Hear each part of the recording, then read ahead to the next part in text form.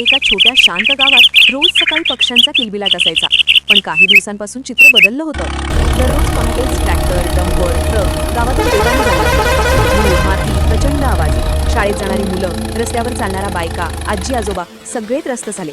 रस्ते खड्ड्यांनी भरले, घरात धूळ शिरली, रात्री झोप येईना. एक दिवस गावातील काका बोलले, आपण सगळे रोड टॅक्स भरतो, मग कुणाच्या परमिशनने हे अब्जद वाहन गावातून जात आहेत? तेव्हा गावातल्या तरुणाने आवाज दिला. गप्पा बसून सहान करण्यापेक्षा एकत्र येऊ बोलूया. दुसऱ्या दिवशी सगळे गावकरी रस्त्यावर उभे राहिले. हातात फलक होते. गावातून अवैध वाहतूक बंद करा, आमच्या आरोग्याशी खेळ नको. ट्रॅक्टर, डंपर थांबवले गेले. ग्रामपंचायत, पोलीस आणि संबंधित अधिकारी बोलवले गेले.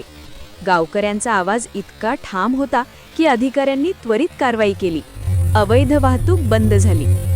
बाय निर्वी चित्राधारा. व्हिडिओ लाईक करा, सबस्क्राईब करा.